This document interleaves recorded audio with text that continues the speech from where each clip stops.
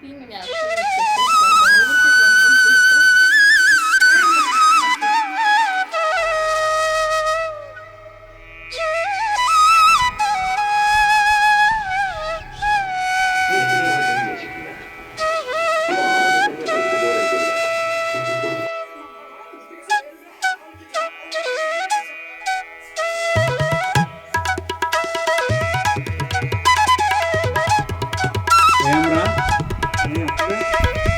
Hi friends, welcome back to Monisha's diary. எல்லோரும் எப்படி இருக்கீங்க? எல்லோரும் சூப்பராக இருக்கீங்கன்னு நினைக்கிறேன். நாங்களும் சூப்பராக இருக்கோம். ஸோ இன்றைக்கி வ்ளாகில் நம்ம என்ன பார்க்க போகிறோன்னா, உகாதி செலிப்ரேஷனோட வ்ளாக் அண்ட் அடுத்த நாள் நம்ம வந்து வஸ்தடுக்கு செய்வோம் இல்லையா, நான்வெஜ் குக் பண்ணி சாப்பிடுவோம். ஸோ இந்த 2 டேயோட வ்ளாக் தான் உங்கள் கூட இந்த வீடியோவில் ஷேர் பண்ணிக்க போகிறோம். ஸோ வீடியோ ஃபுல்லாக பார்த்துட்டு மறக்காமல் எப்படி இருக்குன்னு கமெண்ட் பண்ணுங்கள். வீடியோ பிடிச்ச ஒரு லைக் போட்டுட்டு மறக்காமல் நம்ம சேனலை சப்ஸ்கிரைப் பண்ணிவிட்டு பக்கத்தில் இருக்கிற பெல் ஐக்கானில் ஆல்னு செலக்ட் பண்ணி வச்சுக்கோங்க. அப்போ தான் நான் போடுற வீடியோஸ் எல்லாமே நீங்கள் மிஸ் பண்ணாமல் உங்களுக்கு நோட்டிஃபிகேஷன் வரும். ஸோ வாங்க இப்போ வ்ளாகை ஸ்டார்ட் பண்ணலாமா? உகாதி பண்டிகைனாலே ஃபஸ்ட்டு நமக்கு ஞாபகம் வருது பாடி ஃபுல்லாக ஆயில் அப்ளை பண்ணிவிட்டு வீட்டில் விதவிதமாக சமைச்சு பெரியவங்களுக்கு எடை போட்டு சாமி கும்பிட்றது தான் இந்த உகாதி பண்டிகையோட ஸ்பெஷல். ஒருத்தர் ஒரு மாதிரி செலிப்ரேட் பண்ணுவாங்க. நீங்கள் இந்த ஃபெஸ்டிவல் செலிப்ரேட் பண்ணுவீங்களா மாட்டிங்களான்னு கமெண்ட்ஸில் சொல்லுங்கள். ஸோ ஃபஸ்ட்டு வந்து பாப்பாவுக்கு ஆயில் அப்ளை பண்ணிவிட்டேன். அவளுக்கு தலைக்கு அப்ளை பண்ணுற வரைக்கும் சைலண்ட்டாக இருந்தால், பாடி ஃபுல்லாக அப்ளை பண்ணுறேன்னா ஒரே அழகு அவளை கன்வின்ஸ் பண்ணி ஜஸ்ட் கை காலுக்கு மட்டும் அப்ளை பண்ணிவிட்டு அதுக்கப்புறமா தம்பிக்கும் ஃபுல்லாக பாடி மசாஜ் பண்ணிவிட்டு 2 பேருக்குமே ஃப்ரெஷ் அப் பண்ணி விட்டுட்டேன். ஸோ அதுக்கப்புறமா பாப்பாவுக்கும் பிரேக்ஃபாஸ்ட் போட்டு கொடுத்துட்டு அவள் சாப்பிட்டுட்டு இருந்தா. ஹஸ்பண்டுக்கு காலையிலேயே தலைக்கு மட்டும் ஆயில் அப்ளை பண்ணியிருந்தேன். அவங்க வந்து கொஞ்சம் வெளியே போகிற வேலை இருந்துச்சு. இந்த மா இலை வேப்பிலை எல்லாமே வாங்கிட்டு வந்து வாசல் எல்லாமே கட்டி விட்டுட்டு அதுக்கப்புறமா குளிக்கிறதுக்கு முன்னாடி பாடி ஃபுல்லாக ஆயில் வந்து அப்ளை பண்ணிகிட்டு இருந்தாங்க. தம்பி வந்து யூஸ்வலாக மார்னிங் ஒரு 7 o'clock எல்லாம் எந்திரிச்சிருவான். மறுபடியும் ஒரு 9:30 10 o'clock மறுபடியும் தூங்கிடுவான். ஸோ நான் வந்து குளிப்பாட்டிட்டு 9 மணிக்கே சாப்பாடும் கொடுத்துட்டேன். ஸோ அவன் நார்மலாக அவனோட டைம் வந்து நான் டிஸ்டர்ப் பண்ணல. இந்த மாதிரி டைமில் நம்ம வந்து அவங்கள ஸ்லீப்பிங் டைம் வந்து சேஞ்ச் பண்ணிட்டோன்னா அந்த டே ஃபுல்லாமே அவங்க வந்து ஒரு மாதிரி கிராங்கியாக அழுதுகிட்டே இருப்பாங்க. சமாளிக்கிறதுக்கு ரொம்ப கஷ்டமாக இருக்கும். ஸோ அதனால் ஃபஸ்ட்டு அவனை பார்த்து ஃபீட் பண்ணிவிட்டு தூங்க வச்சுட்டு அவனும் சூப்பராக தூங்கிட்டான். அதுக்கப்புறமா நானுமே போய் ஃப்ரெஷ் அப் ஆகி வந்துட்டேன். நெக்ஸ்ட்டு வந்து குக்கிங் ஒர்க் தான் ஸ்டார்ட் பண்ணணும். ப்ரீவியஸ் டேவே என்னென்னலாம் குக் பண்ணணும்னு சொல்லி டிசைட் பண்ணிவிட்டு பாதி நான் செய்கிறேன், மீதி நீங்கள் செஞ்சுக்கோங்கன்னு சொல்லி எங்கள் மாமியார்கிட்ட எல்லாமே சொல்லிட்டேன். பிகாஸ் குழந்தைங்களையும் பார்த்துட்டு எல்லா சமையலும் தனியாக செய்கிறதுக்கு ரொம்ப லேட் ஆகிடும்னு செய்ய முடியாதுன்னு சொல்லிட்டேன். இந்த வருஷம் இந்த மாதிரி பாதியாக பிரிச்சுக்கிட்டோம். ஸோ இந்த ஃபெஸ்டிவலில் எங்கள் வீட்டில் எப்பயுமே ஒரு ஆர்குமெண்ட் போய்கிட்டே இருக்கும். அது எப்போ தான் முடியும்னு எனக்கே தெரியாது. ஸோ நான் என்ன சொல்லுவேன்னா, நீங்கள் 2 பேரும் கிளம்பி இங்கே வந்துடுங்க, நம்ம இங்கேயே சமையலெல்லாம் செஞ்சு இங்கேயே பாட்டிக்கு படிச்சுட்டு நாங்கள் இங்கே சாமி கும்பிட்டுக்கலான்னு சொன்னால் அவங்க ஒத்துக்கவே மாட்டாங்க. அங்கே தான் வந்து படிக்கணும்னு சொல்லி ஆர்குமெண்ட் பண்ணுவாங்க. சரி, எவ்ரி இயர் வந்து நாங்கள் தான் கன்வின்ஸ் ஆகி போகிற மாதிரி இருக்குது. சரி, அவங்க சொல்கிற மாதிரியே கேட்கலான்னு சொல்லி நாங்களும் கடைசியில் சைலண்ட் ஆகிடுவோம். எல்லோரும் சேர்ந்து ஒரே இடத்துல எல்லாமே குக் பண்ணி சாமி கும்பிடலான்னு சொன்னால் அங்கே மாமியார் வீடு வந்து கொஞ்சம் குட்டியாக இருக்குமா. ஸோ அவங்க கிச்சன் வந்து அவங்களுக்கு எப்படி வேணுமோ அந்த மாதிரி அரேஞ்ச் பண்ணி வச்சுருப்பாங்க. இங்கே எனக்கு எப்படி வேணுமோ அந்த மாதிரி அரேஞ்ச் பண்ணி வச்சுருப்பேன். ஸோ நான் இங்கேருந்து அங்கே போய் எப்பயாவது ஒரு வாட்டி குக் பண்ணோன்னா ஓகே, ஒரு டிஷ் 2 டிஷ்னால் நம்ம ஈஸியாக குக் பண்ணிடலாம். இந்த மாதிரி ஃபெஸ்டிவல் டைமில் நிறைய டிஷ்ஷஸை வந்து நம்ம குக் பண்ணணுன்னா ஒன்றுக்கும் நமக்கு அவ்வளோ கம்ஃபர்டபுளாக இருக்காது. பிகாஸ் நம்ம இங்கே நம்ம வீட்டில் வந்து ஒரு மாதிரி செட் பண்ணி வச்சுருப்போம், நமக்கு அது ஈஸியாக இருக்கும்.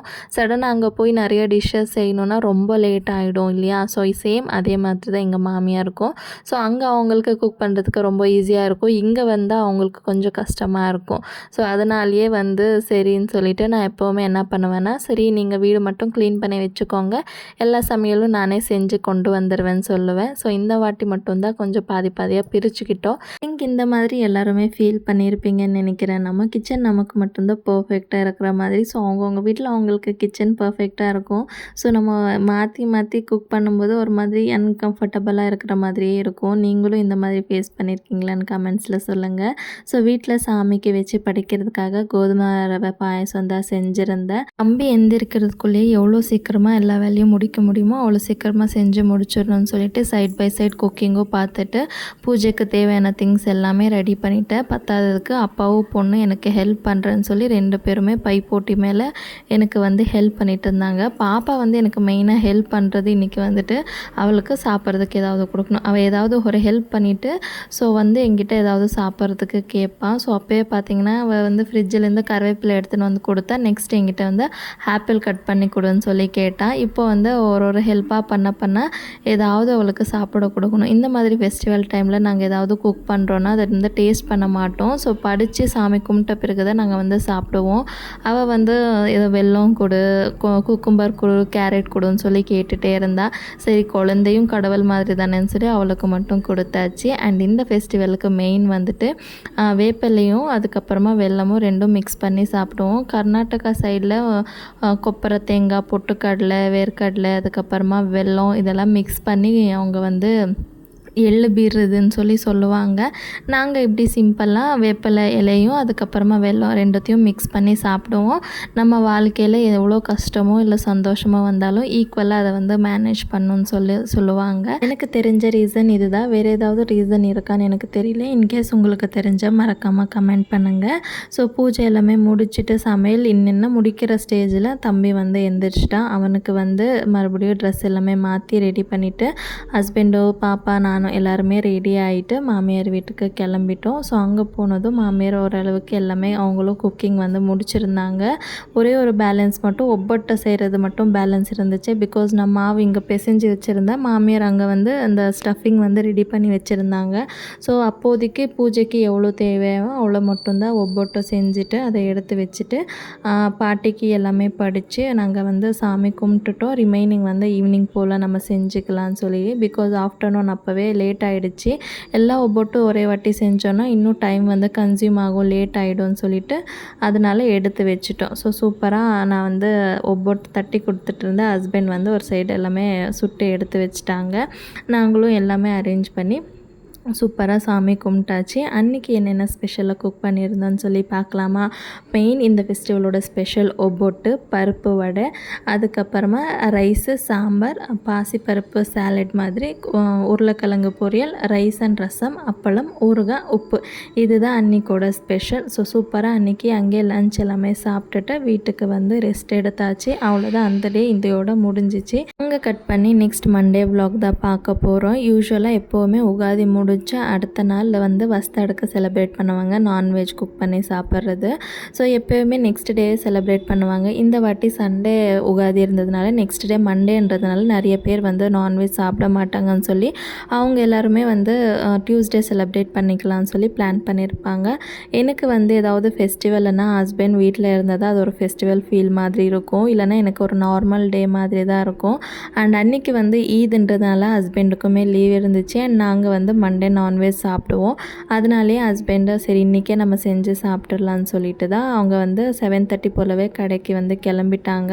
பசங்க 2 பேருமே தூங்கிட்டு இருந்தாங்க. சரி ஹஸ்பண்ட் வரதுக்குள்ளே நம்ம கிச்சன் கொஞ்சம் க்ளீன் பண்ணி வச்சிட்டோன்னா குக் பண்ணுறதுக்கு ஈஸியாக இருக்கும்னு சொல்லிட்டு ஃபஸ்ட் இருக்கிற சாமான் எல்லாமே கழுவி எடுத்து வச்சுட்டேன். அதுக்குள்ளே ஹஸ்பண்டுமே வந்துட்டாங்க. ஸோ எப்போவுமே மட்டன் ரேட் கொஞ்சம் காஸ்ட்லியாக தான் இருக்கும். அன்றைக்கி பண்டிகை அன்றைக்கி 1 kg 1000 rupeesன்னு சொன்னாங்க. நீங்கள் பண்டிகை அன்றைக்கி எவ்வளோ கொடுத்து மட்டன் வாங்கிட்டு வந்தீங்கன்னு கமெண்ட்ஸில் சொல்லுங்கள். So 1 kilo mutton 1 kilo chicken வாங்கிட்டு வந்திருந்தாங்க. லாஸ்ட் vlogல அம்மா வீட்டிலேருந்து ரிட்டன் வரும்போது சிக்கன் கிரேவி செஞ்சுருந்தாங்கன்னு சொன்னேன் இல்லையா, அது வந்து ஹஸ்பண்டுக்கு ரொம்ப பிடிச்சி போய் அதே மாதிரி செஞ்சு கொடுன்னு சொல்லி கேட்டாங்க. மட்டன் வந்து குழம்பு வச்சுட்டேன்.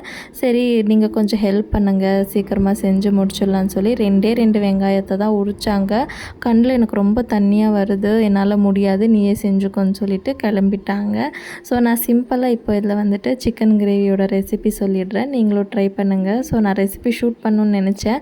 தம்பி வந்து அழுந்துட்டு இருந்ததுனால என்னால் ஷூட் பண்ண முடியல. ஃபஸ்ட்டு வந்து ஒரு வானலியில் கொஞ்சமாக ஆயில் ஆட் பண்ணிவிட்டு வெங்காயம், தக்காளி, இஞ்சி, பூண்டு, பட்டை, கிராம்பு, சோம்பு இதெல்லாமே ஆட் பண்ணி நல்லா ஃப்ரை பண்ணிவிட்டு அது கம்ப்ளீட்டாக கூல் டவுன் ஆன பிறகு மிக்ஸி ஜாருக்கு ட்ரான்ஸ்ஃபர் பண்ணி கிரைண்ட் பண்ணி வச்சுக்கோங்க. இப்போ அதே வானலியில் கொஞ்சமாக ஆயில் ஆட் பண்ணிவிட்டு நம்ம வாஷ் பண்ணி வச்சுருக்க சிக்கன் போட்டு ஃப்ரை பண்ணுங்கள். தண்ணி எதுவும் ஆட் பண்ண வேணாம். சிக்கனில் இருக்கிற தண்ணியை ஃபுல்லு ட்ரை ஆன பிறகு நம்ம அரைச்சி வச்சுருக்க பேஸ்ட்டு உப்பு, சில்லி பவுடர், அதுக்கப்புறமா garam masala, chicken masala, coriander powder இதெல்லாமே ஆட் பண்ணி நல்லா ஃப்ரை பண்ணுங்கள். ஸோ சிக்கன் வந்து நல்லா வெந்து அந்த கிரேவியெல்லாம் திக்கான பிறகு ஃபைனலாக நம்ம அதில் வந்து 2லேருந்து 3 முட்டை வரைக்குமே அடித்து ஊற்றிட்டு நல்லா அந்த முட்டை வெந்து வர வரைக்கும் ஃப்ரை பண்ணிங்கன்னா ஸோ டேஸ்டியான சிக்கன் ஃப்ரை வந்து ரெடி ஆகிடும். அவ்வளோ சூப்பராக இருக்குங்க. இது எங்கள் அம்மாவோட ரெசிபி தான். ஸோ லாஸ்ட் டைம் நான் பெங்களூர்லேருந்து ரிட்டர்ன் வரும்போது அம்மா செஞ்சுருந்தாங்க. பிடிச்சி போனதுனால என் ஹஸ்பண்ட் கேட்டிருந்தாங்க. சேம் அம்மா செஞ்ச டேஸ்ட்லேயே இருந்துச்சு. ஸோ உங்களுக்கு ஏதாவது டவுட் இருந்துச்சுன்னா கமெண்ட் பண்ணுங்கள். நெக்ஸ்ட் டைம் பண்ணும்போது நான் கண்டிப்பாக ரெசிபி வந்து டீட்டெயில்டாக ஷூட் பண்ணி அப்லோட் பண்ணுறேன். ஸோ பாருங்கள், ஃபைனலாக முட்டையும் ஊற்றி விட்டு நல்லா மிக்ஸ் பண்ணிவிட்டு ஸ்டவ் வந்து ஆஃப் பண்ணிட்டோன்னா கிரேவி வந்து ரெடி ஆகிடும். ரெடி ஆச்சுன்னு சொல்லிவிட்டு நான் ஸ்டவ் ஆஃப் பண்ணி இறக்கணும் இல்லையோ அதுக்குள்ளே ஹஸ்பண்ட் வந்துட்டு டேஸ்ட் பண்ணுறேன்னு சொல்லிட்டு வந்துட்டாங்க. ஸோ செஞ்ச உடனே அவங்களுக்கு தான் ஃபஸ்ட்டு டேஸ்ட் பண்ண கொடுத்தேன். அவங்களுமே சாப்பிட்டுட்டு நல்லா இருக்குன்னு சொல்லி அப்ரூவல் கொடுத்துட்டாங்க. சைட்லேயே நான் தோசையும் ஊற்ற ஸ்டார்ட் பண்ணிவிட்டேன். ஸோ சூப்பராக அன்றைக்கி வந்து தோசை, மட்டன் குழம்பு, சிக்கன் ஃப்ரை வச்சு சூப்பராக வந்து மார்னிங் ஒரு 10-11 ஓ கிளாக்குக்கே வந்து எல்லாமே சமைச்சு சூப்பராக சாப்பிட்டாச்சு. ஸோ இந்த மாதிரி ஹெவியாக சாப்பிட்ட பிறகு நம்ம என்ன பண்ணுவோம், கடையில் போய் 7 அப்போ சோடாவோ ஏதாவது வாங்கிட்டு வந்து குடிப்போம் இல்லையா. ஸோ இப்போ எல்லாம் அது வாங்குறது கம்ப்ளீட்டாக ஸ்டாப் பண்ணியாச்சு. இப்போ அது ஹெவியாக சாப்பிட்ட பிறகு இல்லைன்னா நெஞ்செரிச்சலாக இருக்குது, இல்லைனா வயிறு வலிக்குதுன்னா ஸோ அது ஜஸ்ட் ஒரு லெமன் ஜூஸ் தான். அது வந்து கொஞ்சம் டிஃப்ரெண்ட்டாக என்ன பண்ணணும்னா லெமன் ஜூஸ்க்கு சுகர் வந்து கம்மியாக போட்டுட்டு 1 ஸ்பூன் அளவுக்கு உப்பு போட்டு நல்லா மிக்ஸ் பண்ணி குடிச்சு பாருங்களேன். சேம் எக்ஸாக்டாக ஒரு 70% வந்து 7 அப் குடிக்கிற மாதிரியே இருக்கும். என்ன 7 அப்பில் அந்த கேஸ் இருக்கும் இல்லையா, அது வந்து இதில் இருக்காது. பட் டேஸ்ட் எனக்கு எக்ஸாக்டாக அதே மாதிரி இருக்கும். இது எனக்கு ப்ரெக்னென்சி டைமில் ரொம்பவே யூஸ்ஃபுல்லாக இருந்துச்சு. அப்போ வந்து கூல்ட்ரிங்க்ஸ் எல்லாம் அதிகமாக குடிக்கக்கூடாது இல்லையா. ஸோ அப்போ வந்து எனக்கு வீட்டு ஓனர் அக்கா தான் இது வந்து சொல்லி கொடுத்தாங்க. ஸோ ரொம்ப வயிறு வலிக்குது, நெஞ்செரிச்சலாக இருக்குன்னா டக்குன்னு இது செஞ்சு குடிச்ச ஒரு 5-10 நிமிஷத்துக்கே நமக்கு வந்து நல்லா ரிலீஃபாக இருக்கும். ஸோ நீங்களும் ட்ரை பண்ணி பாருங்கள். ஸோ ஃபுல்லாக கொஞ்சம் சாப்பிட்டுட்டு ஜூஸ் எல்லாமே குடிச்சிட்டு கதை பேசிகிட்டு இருந்தோம். பாப்பாவுக்கு எல்லாருமே சேர்ந்து மூவி பார்க்குறதுனா ரொம்ப பிடிக்கும். மூவி பார்க்க விடுவாளான்னு கேட்டிங்கன்னா அவள் சுத்தமாக மூவி பார்க்க விட மாட்டா. அது இதுன்னு கதை சொல்கிறது, நம்மளை ஏதாவது பேசிகிட்டே இருப்பாள். பட் அவளுக்கு வந்து எல்லோரும் உட்காந்து மூவி பார்க்கணுன்னு அவ்வளோ ஆசை. சரின்னு சொல்லிட்டு ஒரு ஆஃப்டர்நூன் போல் ஒரு மூவி ஹஸ்பண்ட் வந்து டவுன்லோட் பண்ணி வச்சுருந்தாங்க. இன்றைக்கி மூவி பார்க்கலான்னு சொல்லிட்டு சூப்பராக. அதனால் கொஞ்ச நேரம் தம்பி கூட உட்காந்து விளையாண்டிட்டு வெளியே அதுக்கப்புறமா மூவி போடலான்னு சொல்கிறதுக்குள்ளே பாப்பா வந்து ஃபஸ்ட் அவள் தான் முதல் ஆளாக ஓடி போயிட்டு பாய், பெட்ஷீட்டு, தலகாணி எல்லாமே போட்டு ஹாலில் வந்து அரேஞ்ச் பண்ணிகிட்டு இருந்தா. ஸோ சூப்பராக அன்றைக்கி வந்து மூவி பார்த்துட்டு கொஞ்ச நேரம் தூங்கி ரெஸ்ட் எடுத்து அந்த டேவை முடிச்சாச்சு. நம்ம வீடியோட எண்டுக்குமே வந்தாச்சு. ஸோ என் கூட சேர்ந்து நீங்களும் இந்த விலாகை வந்து என்ஜாய் பண்ணியிருப்பீங்கன்னு நினைக்கிறேன். அண்ட் நீங்கள் எல்லாருமே எப்படி உகாதி வந்து செலிப்ரேட் பண்ணீங்கன்னு மறக்காமல் கமெண்ட்ஸில் சொல்லிவிட்டு இந்த விலாக் எப்படி இருந்துச்சுன்னு கூட கமெண்ட்ஸில் சொல்லுங்கள். ஸோ வீடியோ பிடிச்ச ஒரு லைக் போட்டுட்டு இதே மாதிரி இன்ட்ரெஸ்டிங்கான வீடியோஸ் பார்க்குறதுக்கு மறக்காமல் சேனலை சப்ஸ்கிரைப் பண்ணிக்கோங்க. டேக் கேர், பாய்.